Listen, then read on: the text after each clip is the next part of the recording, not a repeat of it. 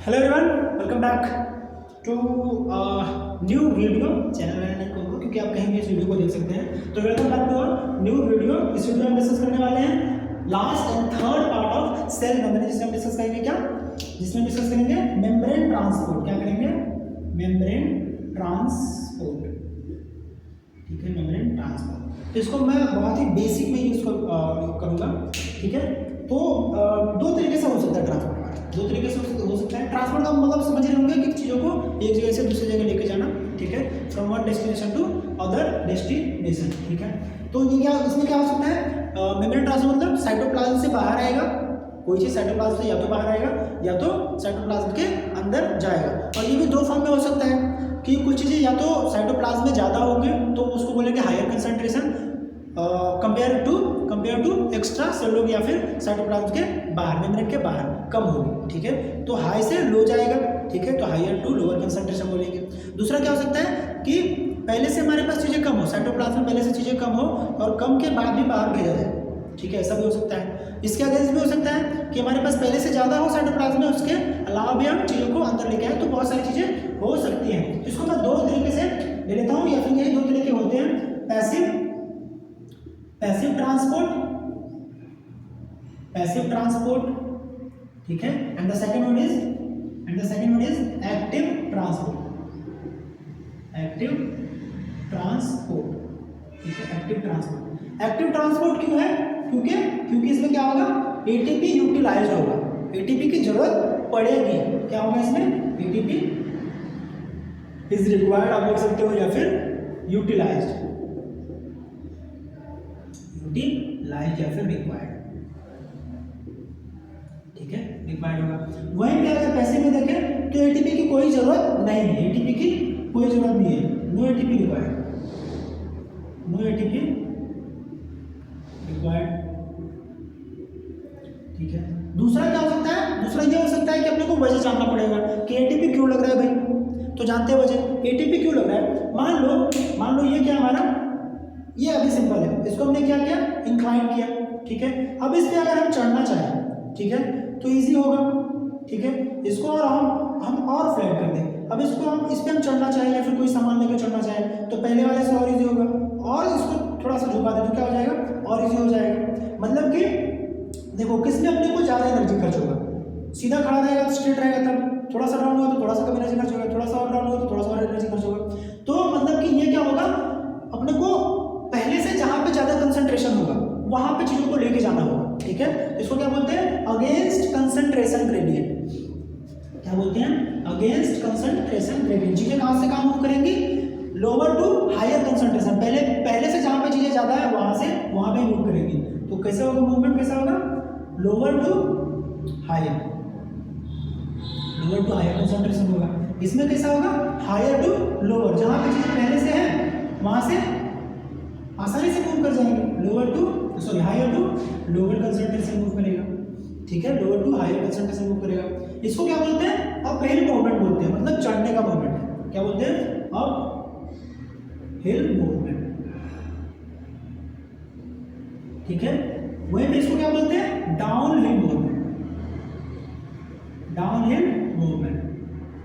ठीक है, downhill movement बोलते हैं। ये तीन की पॉइंट्स हैं इसमें जानने के लिए। ये होगा कैसे? तो ये होगा कैसे? ऑस्मोसिस के द्वारा हो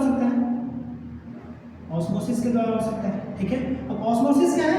ऑस्मोसिस सिंपल डिफ्यूजन। ठीक है, अच्छा डिफ्यूजन में जाना है,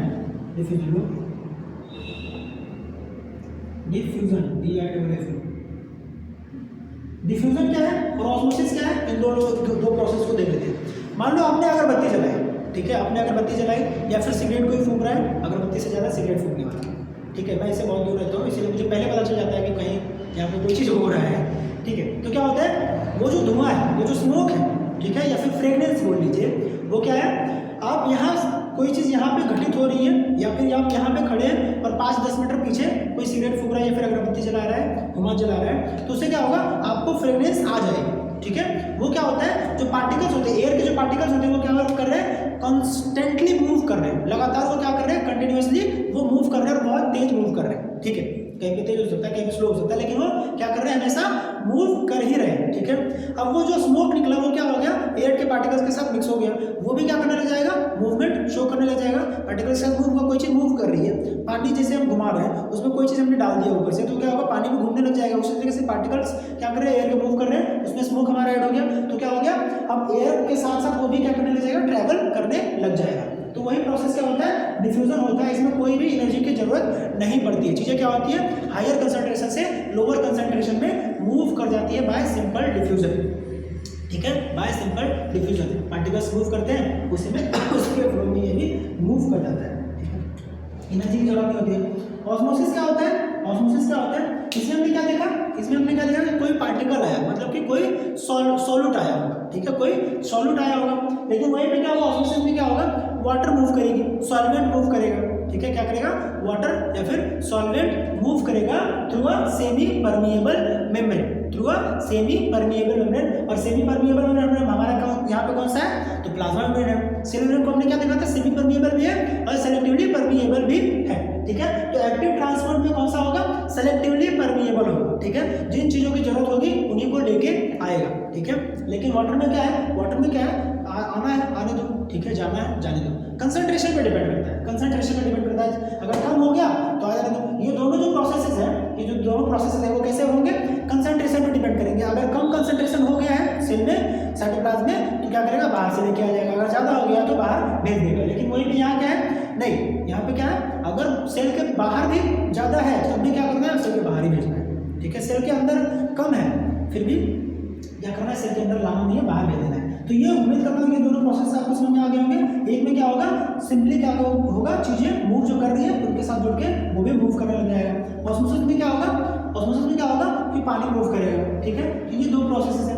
इसमें क्या होगा, इसमें बहुत सारे पंप्स आएंगे, पंप्स आएंगे जैसे कि sodium potassium pump, sodium potassium pump आएगा। ठीक है, सोडियम पोटेशियम पंप आएगा। इसका ट्रांसपोर्टेशन कैसे होगा, मान लो कि हमारा क्या है, सेल मेम्ब्रेन है, ये हमारा सेल मेम्ब्रेन है। ठीक है, ये हमारा सेल मेम्ब्रेन, और हमेशा क्या है, सोडियम का कंसंट्रेशन Na+ का कंसंट्रेशन क्या है, सेल से पहले से बाहर में हमेशा ज़्यादा रहता है। ठीक है, पहले से हमेशा बहुत सारा पहले से पड़ा हुआ है। ठीक है, बहुत सारा पहले से पड़ा हुआ है। और K+ अंदर पड़ा हुआ है, K+ अंदर पड़ा हुआ है, मतलब सोडियम पहले से बाहर जाता है और पोटेशियम पहले से अंदर जाता है। फिर भी क्या करेगा, एक ATP का यूज़ करेगा। एक ATP हमने लिया, ये कन्वर्ट हो जाएगा ADP में। ठीक है, ADP में कन्वर्ट हो जाएगा, एक ATP का यूज़ हो रहा है। और दो क्या होंगे, दो नहीं, 3 सोडियम बाहर जाएगा और 2 पोटेशियम अंदर आएगा, 2 पोटेशियम अंदर आएगा। ठीक है, और इसमें क्या होगा, हमारा एक ATP हमारा यूज़ होगा। तो ये सोडियम पोटेशियम पंप है, ये सोडियम पोटेशियम पंप है। और इसी तरीके से बहुत सारे अलग अलग पंप्स होते हैं और उसमें सबका क्या होता है, ATP का यूटिलाइजेशन होता है, तब जाके एक्टिव ट्रांसपोर्ट हो पाता है। सो this was all about the membrane transport. जो इंपॉर्टेंट चीज़ें हैं जो आपको ध्यान में रखना चाहिए मेम्ब्रेन ट्रांसपोर्ट को लेके, वो मैंने बताने की कोशिश की है। एक और छोटा सा आता है बल्क ट्रांसपोर्ट, उसको बोलते हैं। ठीक है, मुझे ध्यान नहीं था लेकिन अचानक से आ गया है। एक और आता है, मैं डिस्कस कर ही लेता हूँ। मैंने सोचा था कि खत्म हो गया लेकिन चलो, बल्क ट्रांसपोर्ट आता है। क्या बोलते हैं उसको, बल्क ट्रांसपोर्ट। क्या बोलते हैं उसको, बल्क ट्रांसपोर्ट, बल्क ट्रांसपोर्ट। ठीक है, इसमें क्या होता है, इसमें होता है एंडोसाइटोसिस होता है, मतलब कि मैक्रोमोलिक्यूल्स, बड़े वाले मॉलिक्यूल्स क्या होते हैं, इनगल्फ किए जाते हैं सेल मेम्ब्रेन के द्वारा। सेल मेम्ब्रेन के द्वारा बड़े वाले चीज़ें इनगल्फ की जाती है। ठीक है, तो इसमें दो प्रोसेस हम मेनली देखेंगे, एंडोसाइटोसिस, ठीक है, और एक्सोसाइटोसिस। अरे भाई, एक्सोसाइटोसिस। ठीक है, एंडोसाइटोसिस, एंडो का मतलब क्या होगा, एंडो का मतलब हो गया अंदर। ठीक है, एक्सो का मतलब हो गया बाहर। जहां भी ये सारे टर्म्स आएंगे आपको ये ध्यान रखना है कि एक्सो मतलब बाहर, एंडो मतलब अंदर। ठीक है, तो जब चीजें अंदर आएंगी, चीजें इनगल्फ की जाएंगी, सेल के द्वारा चीजें क्या की जाएंगी, इनगल्फ की जाएंगी, तब क्या होगा, एंडोसाइटोसिस होगा। ठीक है, उसको क्या बोलते हैं, चीजों को इनगल्फ करना। ये दो तरीके से हो सकता है, एंडोसाइटोसिस दो तरीके से हो सकता है, एंडोसाइटोसिस दो तरीके से हो सकता है। अमीबा में इसको देख भी चुके हैं, एक बार मैं डायग्रामेटिकली भी यहाँ पे कहूँगा, दिखाने की कोशिश करता हूँ। ठीक है, तो एंडोसाइटोसिस दो तरीके से होगा, एक होगा पिनोसाइटोसिस, एक होगा phagocytosis. Pino and phagocytosis. Pino में क्या होगा, जो फूड पार्टिकल, जो चीज़ें इनगल्फ की जा रही है, वो कैसा लिक्विड फॉर्म में होगा। किस फॉर्म में होगा? लिक्विड फॉर्म में होगा। वहीं पे फेगोसाइटोसिस कैसा होगा? सॉलिड फॉर्म में होगा। किस फॉर्म में होगा? तो सॉलिड फॉर्म में होगा। ठीक है, ये हमारा एंडोसाइटोसिस है। और एंडोसाइटोसिस में क्या होगा? चीजों को बाहर निकाल देगा। अमीबा का मैं एग्जांपल ले रहा हूँ कि अमीबा में क्या है? सेल मेम्ब्रेन है। ठीक है, अपने को सेल मेम्ब्रेन देखना है या फिर हमारे भी देख सकते हैं। तो फेगोसाइटिक सेल्स बहुत सारे होते हैं। वो क्या करते हैं? किसी चीज को किसी एक तरीके से मान लो किसी जर्म को भी ले लो तो उनको क्या करता है? इनगल्फ कर देता है और फिर उनको लाइसोसोम में भेज देता है, फिर वहाँ पे इन्वॉल्व हो जाती है। तो हम क्या ले रहे हैं? अमीबा का सिंपल सा एग्जांपल ले रहे हैं। एंडोसाइटोसिस पढ़ना है ना, तो अमीबा का आगे पढ़ जाते हैं। ये क्या है? सूडोपोडिया है। ठीक है, यहाँ पे क्या है? कोई फूड पार्टिकल है, इसको क्या करेगा? ये इनगल्फ करेगा। ठीक है, इसको क्या करेगा? इनगल्फ करेगा। तो ये हमारा बन गया क्या? Food vacuole. ठीक है, ये हमारा फूड वैक्यूल भी बनाता है। थोड़ा सा ठीक है, ये हमारा सूडोपोडिया इस तरीके से आ गया। ये हमारा सूडोपोडिया इस तरीके से आ गया। ये हमारा क्या है? न्यूक्लियस मान। ठीक है, अब क्या बन गया? अब क्या बन गया? एंडोसाइटोसिस हो गया हमारा। ये हमारा फूड वैक्यूल बन गया। ये हमारा फूड वैक्यूल बन गया। ठीक है, ये हमारा क्या हो गया? एंडोसाइटोसिस। तो बहुत सारे एग्जांपल्स ले सकते हो आप, जो मैं सिंपल एग्जांपल दे रहा हूँ क्योंकि 9th वाले बच्चे भी हैं तो उनके लिए हेल्पफुल होगा। ठीक है, अब ये क्या करेगा? इसको डाइजेस्ट करेगा और पूरे बॉडी पार्ट में, पूरे साइटोप्लाज्म, बॉडी पार्ट कहीं नहीं जाएगा, बस पूरे साइटोप्लाज्म में क्या करेगा? डिस्ट्रीब्यूट कर देगा। ठीक है, बाय द प्रोसेस ऑफ, अभी जो हमने पढ़ा था वहाँ पे क्या?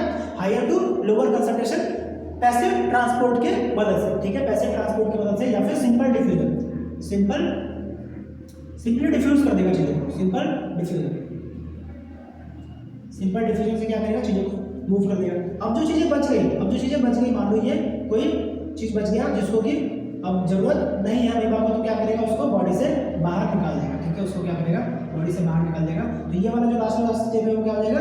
एक्सोसाइटोसिस।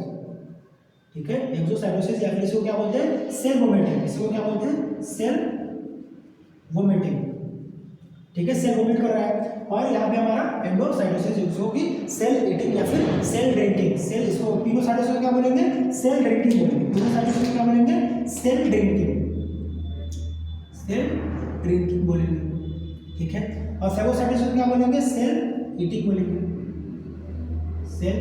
बोलेंगे। So this was all about the cell membrane. लंबा नहीं करना है, हो सकता है वीडियो लंबा हो रहा होगा, मुझे दिखता तो है नहीं कैमरे के पीछे से, तो वीडियो लंबा हो रहा होगा, लंबा नहीं करना है। हमारा सेल मेम्ब्रेन 3 पार्ट में कंप्लीट हो गया। एक इंट्रोडक्टरी था या फिर इसको फ्लूइड वर्सन मोडल भी बोल सकते हो, दूसरा हमारा स्ट्रक्चर का था और तीसरा हमारा सेल मेम्ब्रेन ट्रांसपोर्ट का था। बाकी फंक्शन भी हमने फर्स्ट वीडियो में डिस्कस कर लिए थे, क्या क्या फंक्शन थे। तो दिस वाज, अगर कुछ फंक्शन बच गया होगा 9th के बच्चों के लिए तो मैं वहाँ पे देख लूँगा और 9th के लिए एक अलग वीडियो बना दूंगा। उम्मीद करता हूँ मेरी वीडियो से आपको सीख रहे होंगे, अच्छा लग रहा होगा, चीज़ें क्लियर हो पा रही होंगी। मैं कोशिश करता हूँ कि चीज़ें क्लियर हो, वीडियो लंबी हो तो हो। मेरी कोशिश रहती है कि वीडियो छोटी रहे लेकिन हो जाती है, मैं क्या करूँ। ठीक है, चलिए धन्यवाद। सब्सक्राइब कीजिए चैनल को, दूसरों को बताइए, दूसरों को शेयर कीजिए। ठीक है, उससे मुझे मोटिवेशन मिलता है। एक लाइक बहुत ज़्यादा मोटिवेशन मिलता है भाई, बहुत ज़्यादा मोटिवेशन देता है। डिस्क्रिप्शन में सारी चीज़ें नोट्स के फॉर्म में आपको मिल जाएंगी। चैनल यूट्यूब तो चैनल आप देख ही रहे हो, टेलीग्राम चैनल पे मिल जाएगी और हमारी वेबसाइट पे मिल जाएगी। चलिए।